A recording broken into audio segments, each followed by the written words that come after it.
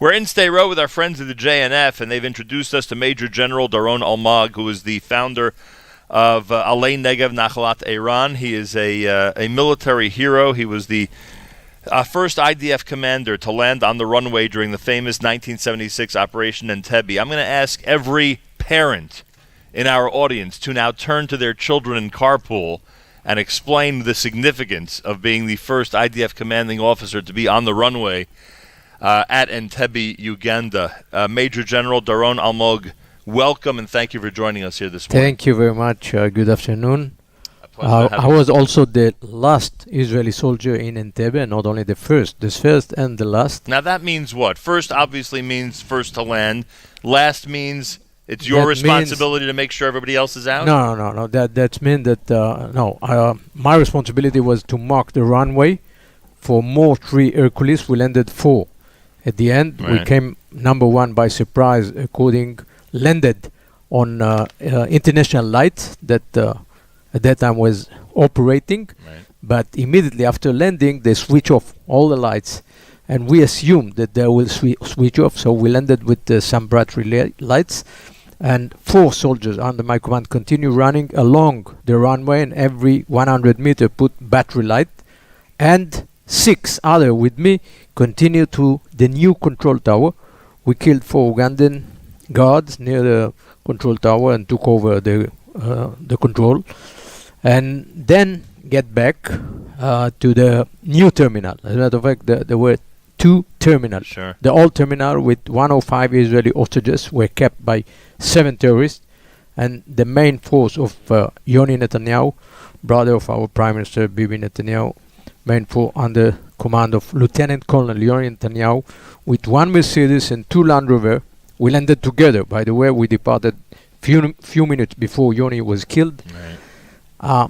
My force, the first Hercules after landed, reduced speed to about 20 kilometers per hour, and we 10 Israeli soldiers jumped outside, and then, as I described, 4 continue marking the runway, and 6 with me continue inside, taking over the new control tower.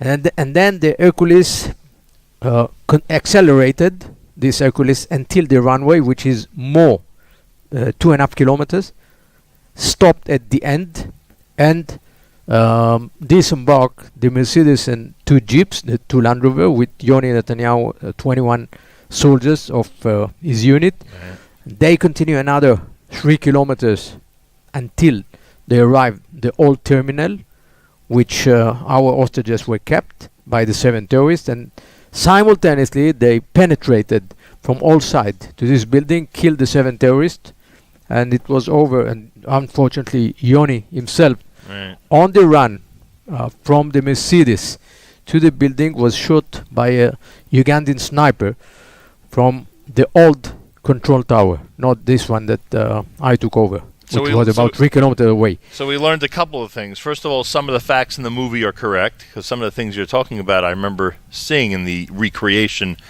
of the episode, and it seems much larger than any observer like myself or anybody else at the time. It seems like a much larger area than any of us would anticipate. It's airport, the size of airport. It's runway is about 3.5 kilometers. It must but be there that were way. a Z runway, a Z figure.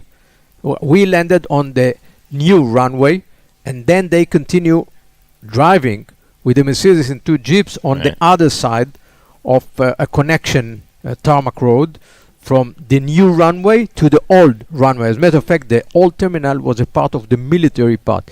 As, for instance, Ben Gurion Airport, which is an international airport, but you got also, in the past, a military part. Mm-hmm. So many international airports divided between a civil part and military part. So in Entebbe, as a matter of fact, the one who built the Entebbe airfield was Solel Boneh, few years earlier. Which was very helpful, right? It was helpful because we got the program of... the blueprints. Yeah, yes, the engineering program. But also, we got 24 hours... 24 hours before the operation, there was another clandestine operation by a Mossad agent who arrived by light airplane and landed at daytime. I'm speaking about Friday, July 2nd. The operation started July 3rd, right. Shabbat, right. Saturday. Right. We took off from the military part of Ben Gurion. But a day on earlier, July 2nd, Friday, yeah, one Mossad agent landed in Entebbe with a light airplane, Cessna, something like that, and he ran along the runway and did many pictures, ground pictures. Nobody ever from saw the cockpit. Nobody interrupted. No, he got calls while landing, but he did pictures, many pictures, and first time we got land pictures before the operation. We flew from Ben Gurion Shabbat, 11 a.m. We took off from Ben Gurion, and then we landed in Sharm el-Sheikh about 12:30 p.m.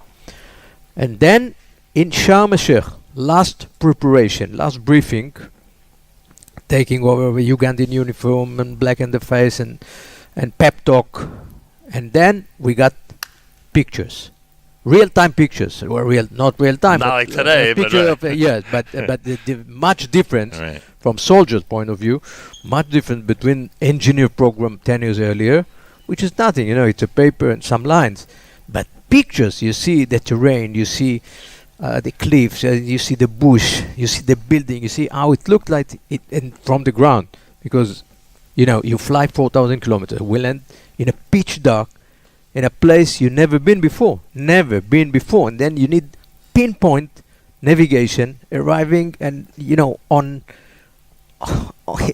you need to be very accurate without wasting 1 second. Right. And very well coordinated between the force. We did a preparation, of course. We did the Friday, July 2nd. We did exercise, all the forces on the ground, coordinating. And you're looking at those last-minute photos on the plane, obviously. Yes. On the Hercules. Yes. Major General Doron Almog, founder of the Alei Negev Nachalat Iran, and he was the first IDF commander on the runway at Entebbe. So what do we learn about preparedness from the Entebbe raid? What do we learn about being prepared? I want to shift from Entebbe to what we are doing here in south near the road, not far away, Alei Negev, Nachalat Iran. Right. Bibi Netanyahu, our Prime Minister, visited Alei Negev a few years ago. At the end, Alei Negev is about the most severely disabled people, disabled children in Israel, maybe in the world. It's hard to see, but that's what we do. We give them the highest life standard and quality of life. And when Bibi ended his visit to Alei Negev, he said, "What can I do for you?" I said, "Prime Minister, I flew with your brother Yoni to Entebbe. Yoni gave his life for one reason: saving Jews that were kept as hostages 1 week from their life. 1 week, that's all. But here in Israel, we have people like my son, for instance, Iran, who passed away 8 years ago, but born with severe brain injury. We have here in Israel people who are hostages of our society, some from birth, some from accident, some from disease. We need to stretch hand. We need to save them. We don't need Hercules. We don't need special units. We need compassion. We need our heart. And we need a social Entebbe operation. That's what we need to do for these people. And Alei Negev is all about. He was moved and he continued assisting us many times. I think last time was graduation of a new Israeli pilot here not far away in Hatzerim Air Base. And the first time, Chief of Air Force, Major General Amir Eshel, a friend of mine, sent 40 invitation for Alei Negev to bring, first time, severely brain damage, to sit just behind the stage in this graduation ceremony of a new Israeli pilot. On the stage, 4 people, that's all. The Prime Minister, Minister of Defense, Chief of Staff, Chief of Air Force.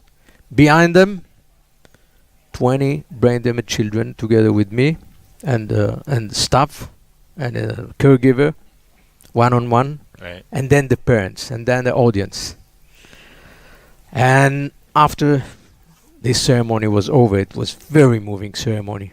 New pilots, you see the F-16, F-15, aerobatic, and the most powerful ceremony that the IDF, the Israel Defense Force, can produce, and the parents and so on. And then it's over, and the Prime Minister came and bent on his knees. You never seen. I can show you a picture here right now. The Prime Minister with a tie on his knees, like asking pardon from these children, the purest in our society. Those children and people never done wrong to anyone, the most righteous people, the purest on our planet. And he took some pictures, and later the Chief of Air Force and Chief of Staff Benny Gantz. That was very moving ceremony. On the same date, same night, Prime Minister Netanyahu wrote in his Facebook, "Today I saw the most powerful event of the State of Israel. From one side, the graduation of new pilot and the top technology of the State of Israel, and from the other side, I saw the commitment to the weakest members in our society." That's all. And he put some pictures, including this picture that. And as leadership has said before, the way we treat the weakest is an indication of the type of people we are. Absolutely. No question about it. Why is this project so important in general to the southern part of Israel? Because there's now a partnership between. It's a partnership between the JNF and Ale Negev Foundation. It's Negev. You know, the Ben Gurion, our first Prime Minister, vision was flourishing, making the desert bloom. Right. And Negev in the state of Israel is about 60% of the land, only 8% of our population living in the desert. We need to bring more people. We need to populate the Negev. We need to conquer the desert. That's what Ben Gurion said. Ben Gurion said, if we do not conquer the desert will conquer the state of Israel. Right. So it's about bringing more people. It's about a national effort, which the Israeli government doing right now. 3 military big bases are shifted from the center of Israel to the south. About 30,000 soldiers, about 7,000 families moved from the center of Israel to the south. Our Prime Minister speaking many times about Beersheba as the capital of the cyber. Why the cyber? Because the computer base of the IDF is moved from the center to Beersheba. Right. So we are going to enlarge the Negev. Ale Negev, which started as a village for severely disabled children, but today giving rehabilitation right now for about 4,000 people. Ordinary people coming from all over, from Sderot, from Beersheba, Ofakim, Netivot, all the kibbutzim, moshavim. If suddenly happen to a family member, broken leg, accident, whatever, they need hydrotherapy, physiotherapy, computer therapy. Also, they arrive to Ale Negev. So Ale Negev is a center.